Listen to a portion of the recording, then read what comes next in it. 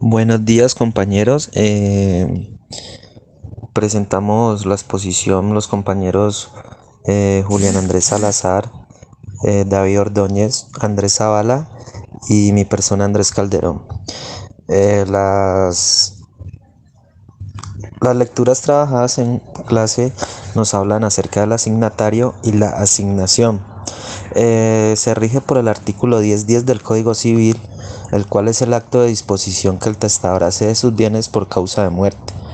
Ya la saga del hombre o la ley. La asignación de creación legal o voluntaria a una persona llamada a tener el mérito de heredar un patrimonio mediante un título universal, singular o especial. Para la eficacia de las asignaciones testamentarias es necesario que éstas reúnan dos requisitos, unos subjetivos y otros objetivos. Hablamos acerca de los requisitos subjetivos. Primero, tiene que ser capaz de suceder.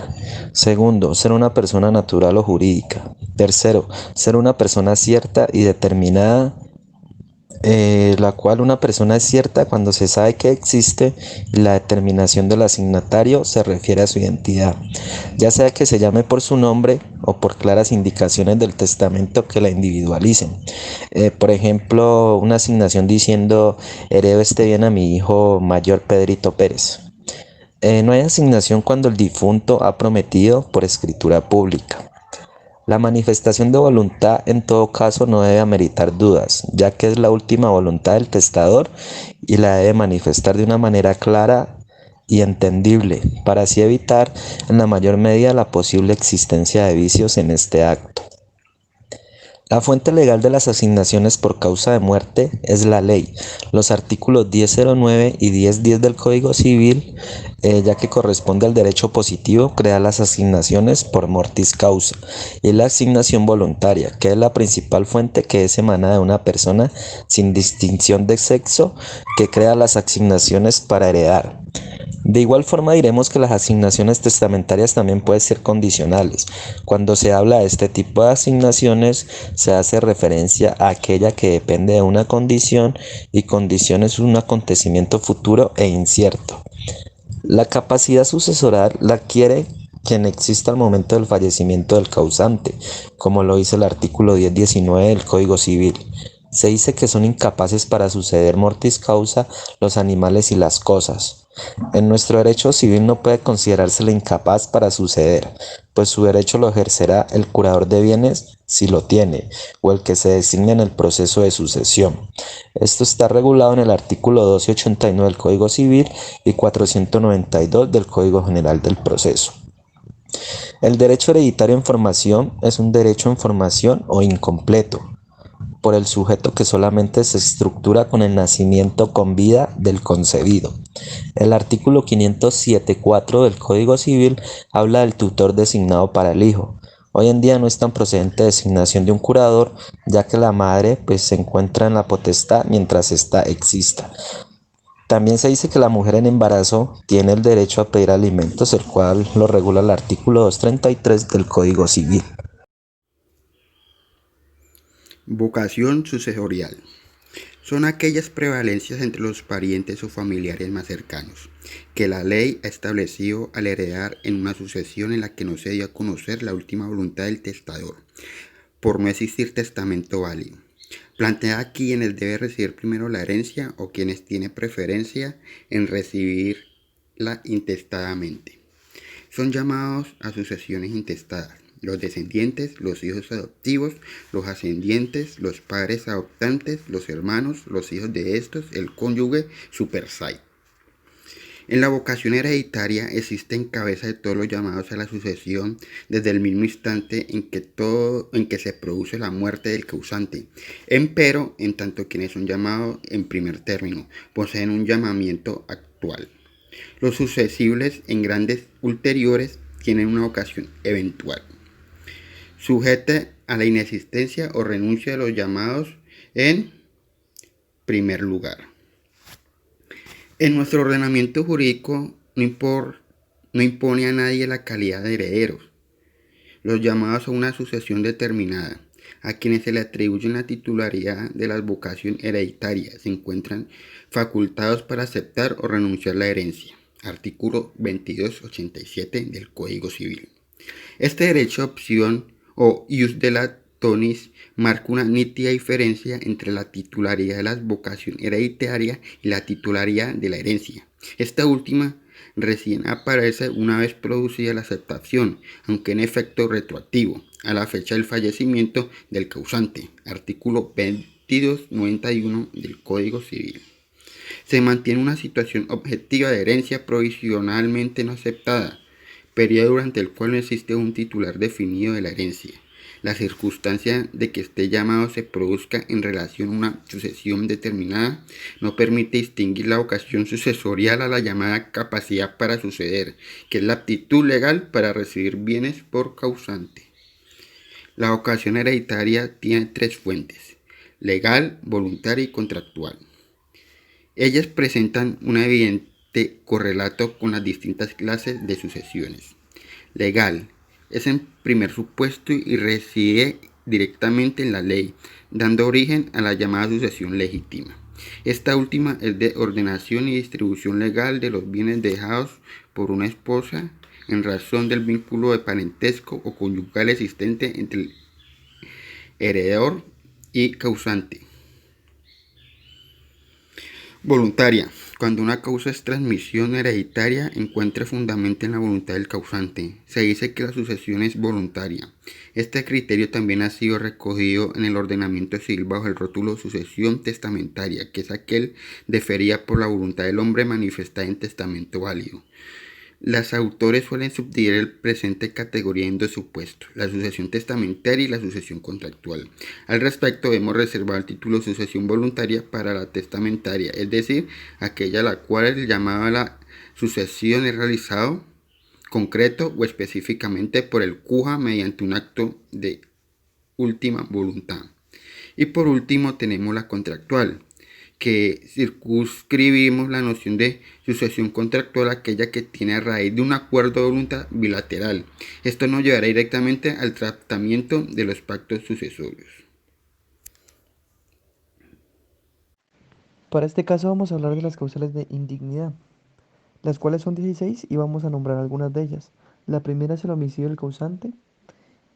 También está el atentado grave contra el difunto o sus familiares, la omisión de socorro, la fuerza o dolo en el testamento, detención u ocultamiento doloroso del testamentario, eh, omisión de denuncia, encubrimiento del homicidio del causante, omisión de solicitar, de solicitar guardador al causante incapaz, rechazo del encargo del guardador testamentario, rechazo del encargo del albacea, y también está la promesa de pasar bienes a incapaces.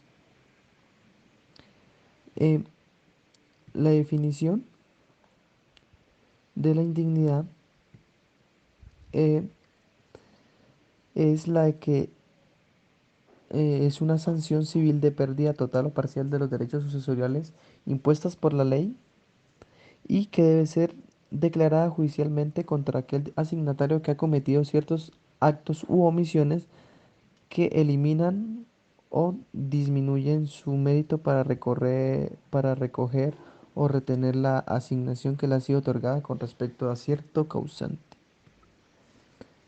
La vocación singular y conjunta. En cuanto al número de asignatarios, la asignación puede atribuirse singular o pluralmente según se refiera a uno o varios. Vocación por cabezas, por estirpes o por líneas. La primera, que es por cabezas, eh, em, se tiene en cuenta el asignatario como individuo sin importar que su cuota sea igual o no a la de los demás. Por estirpes significa una vocación conjunta y unitaria de un grupo de descendientes, el cual es tomado como uno para efectos sucesoriales. También está la de por línea ascendente, que es aquella vocación que se otorga a grupos ascendientes del difunto, la cual es familiar, cuando tales grupos pertenecen a las diversas familias del causante. La inhabilidad de persona jurídica. Primero, se tiene que dar una orden y también el convento o confratía eclesiástica a la que pertenece el confesor del testador. Estos en términos de los artículos 84 de la ley 153 de 1887. Persona jurídica, personas jurídicas extranjeras. La ley colombiana exige reconocimiento para existencia jurídica de las entidades privadas, ¿no?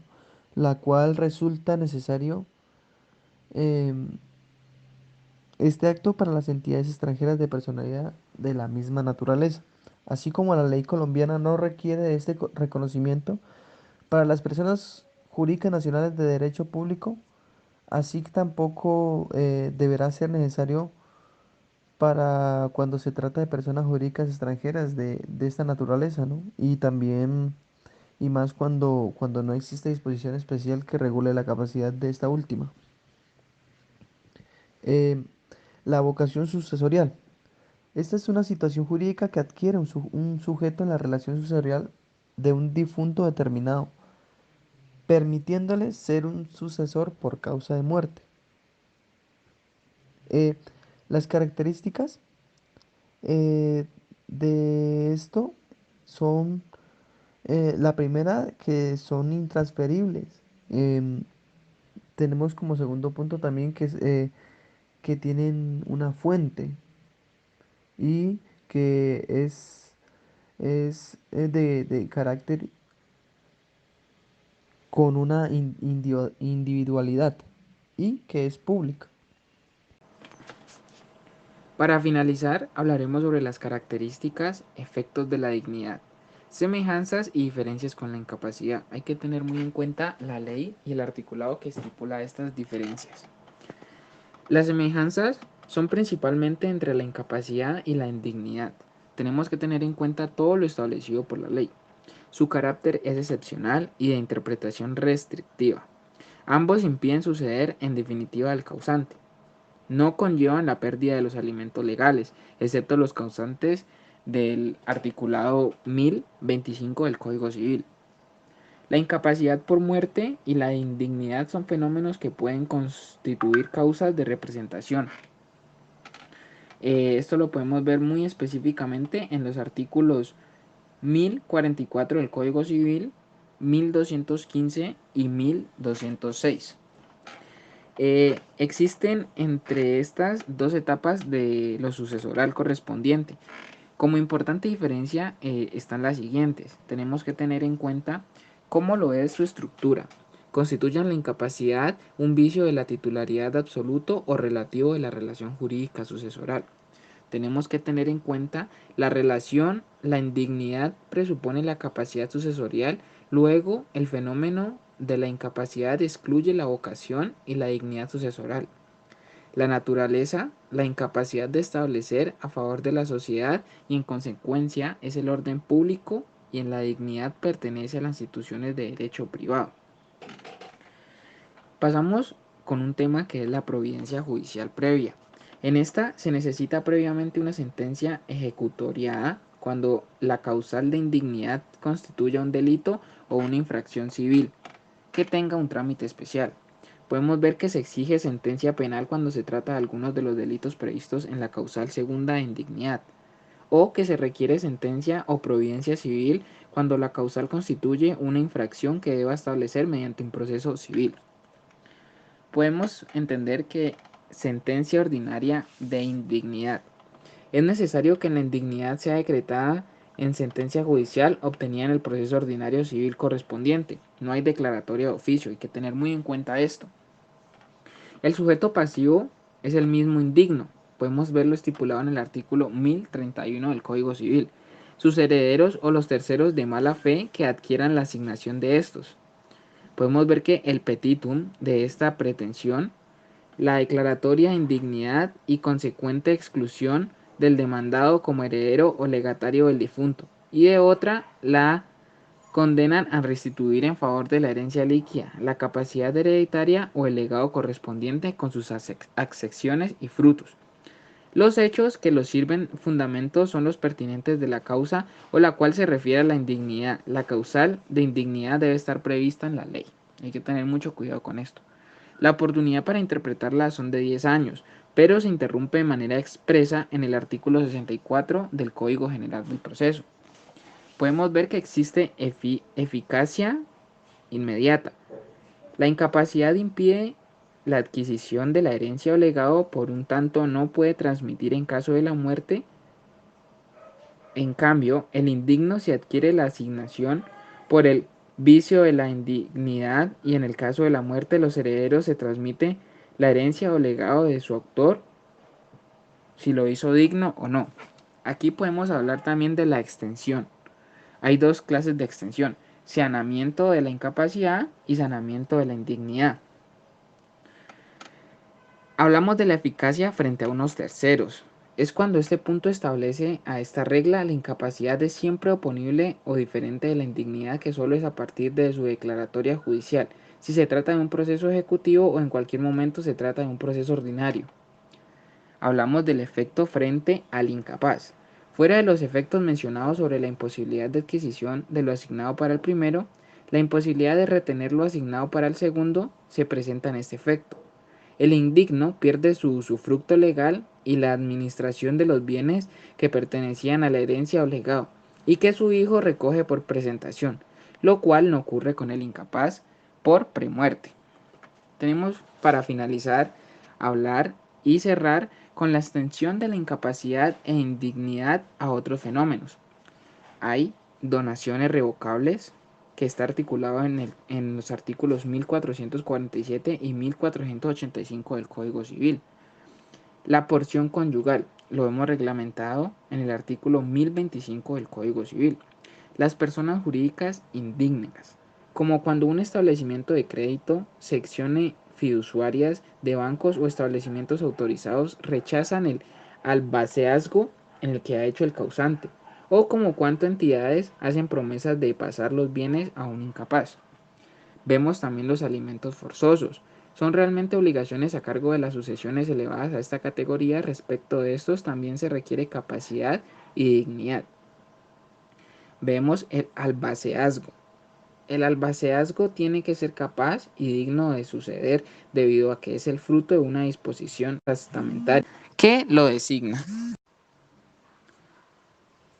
Y por último, vemos el partidor. Son las mismas causales de indignidad, se extienden a cargo del partidor.